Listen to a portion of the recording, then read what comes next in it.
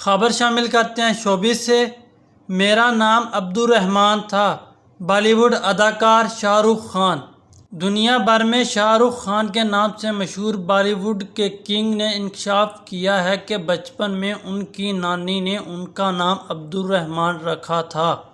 اداکار شاہ رخ خان نے ایک پروگرام میں بطور مہمان شرکت کی جہاں انہوں نے مداحوں کو ایک اہم راز سے آگاہ کیا۔ پروگرام کے میزبان نے شاہ رخ خان سے سوال کیا کہ کیا آپ کسی عبدالرحمان نامی شخص کو جانتے ہیں؟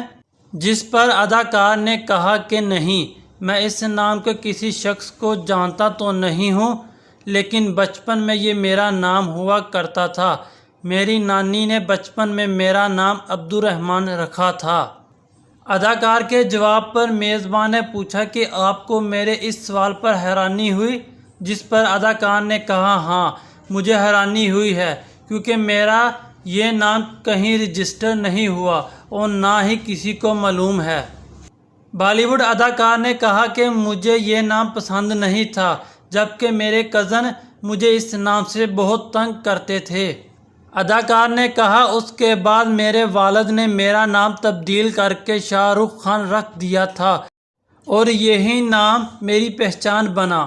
اداکار نے مزید کہا کہ شاہ رخ کا مطلب شہزادہ ہوتا ہے اور میرے والد کو میری شکل شہزادے جیسی لگتی تھی، جس کی وجہ سے انہوں نے میرا یہ نام رکھا۔